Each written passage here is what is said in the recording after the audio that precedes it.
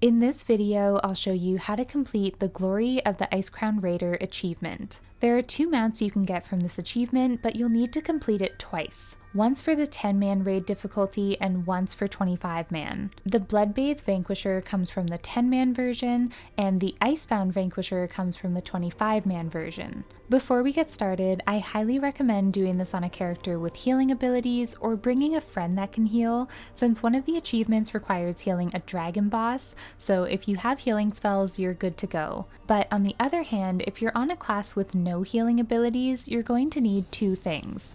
1, some bandages from the auction house. I recommend just grabbing some decent ones, maybe the Wilder cloth or heavy shrouded bandages. And 2, you'll also need an item called the Pump Action Bandage Gun, which requires being an engineer and doing an engineering questline that takes about 15 minutes to complete. So I made a separate video about how to get that since it would take too long to explain here, so you can check that out by clicking this video, or I put a link in the description too. But again, I think it's just so much easier to do this on a healing character, so if you've got one, just use them. It's way easier than getting the Pump Action Bandage Gun, but hey, I just wanted to cover all my bases for this guide.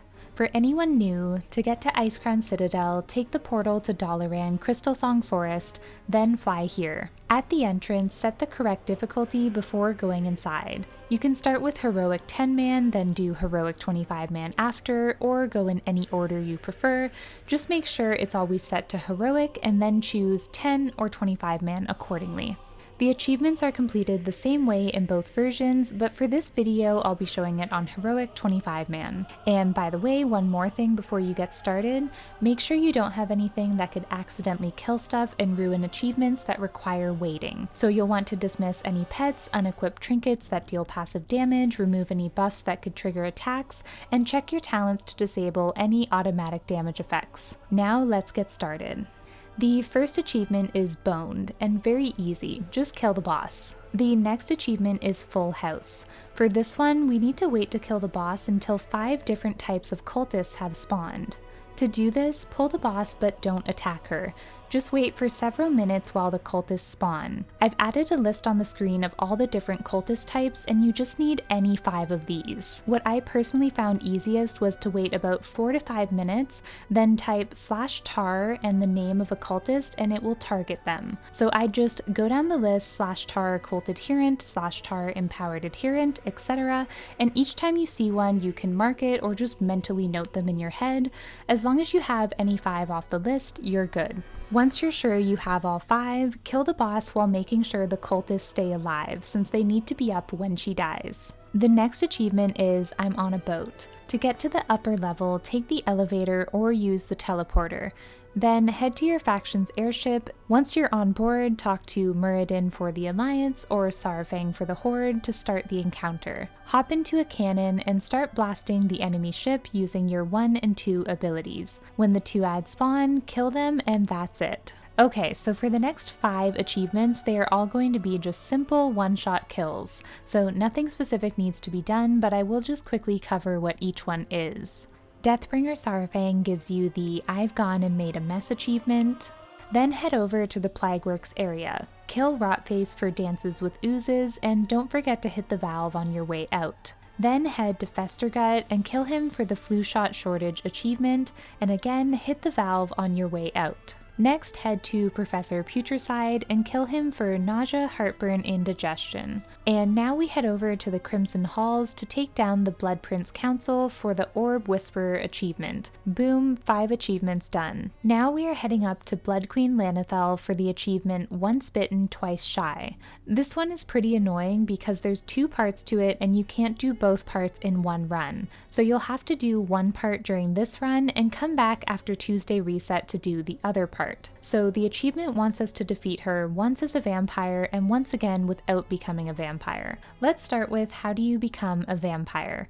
You're going to aggro her, but don't do any damage. Instead, wait for about 15 seconds or so, and she will put a debuff on you called Essence of the Blood Queen. Once you have this debuff, you are a vampire, so go ahead and kill her. Then the next time you come to do this, you won't want to be a vampire, so this time you'd aggro her and just kill her before she puts that debuff on you, but be careful because it can bug out and not give you credit if you kill her too quickly. So just aggro her, give it maybe 2 to 3 seconds, then kill her. After you've done these 2 parts, you'll get the achievement.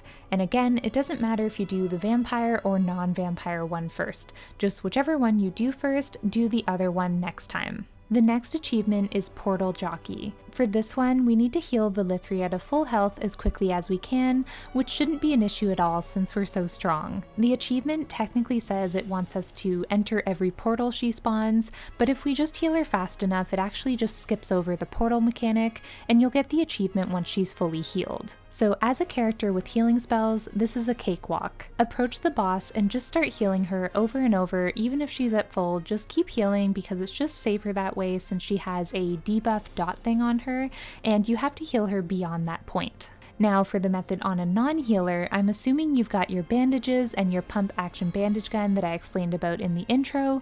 Pretty much the same thing, approach the boss, start with your bandages first, let it channel for at least a few ticks, then use your pump gun to heal her. Now heading to Sindragosa for our next achievement, All You Can Eat. This is another easy one-shot kill. Once you're done with Sindragosa, head up this ramp and use the teleporter here so we can head to the Lich King for our last achievement. Been waiting a long time for this. Go ahead and start the encounter by talking to Tyrion, then we're going to want to position ourselves here near the bottom of the stairs, about a step or 2 up with your back facing the stairs. This makes it so much easier because he puts down these dark circles that would blast you off the platform, and usually you have to keep moving around constantly to avoid them, but standing here makes them not matter, and you can just chill here, which is great since the achievement takes around maybe 4 to 6 minutes roughly. So let me explain how the actual achievement works. You'll see he starts spawning in these ghouls.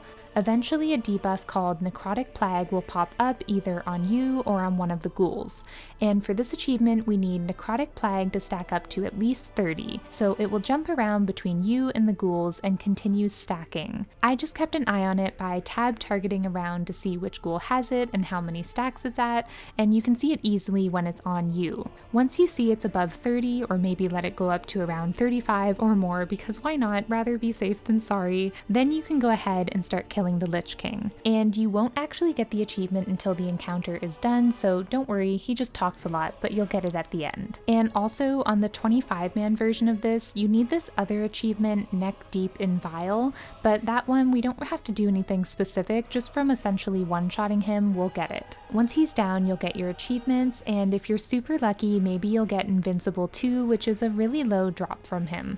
I hope you found this guide to the glory of the Icecrown Raider helpful. If you have any questions, leave a comment below and I'll do my best to help you out. And please consider subscribing to my channel and liking the video, as it really helps me out, and I plan to keep making more of these glory of the guides so you don't want to miss them. And make sure to join my Discord because sometimes I stream on Twitch and host these glory of the events where you can come along with me to get these achievements done, and my Discord is the best place to stay in the loop about those. I'll see you guys in the next one.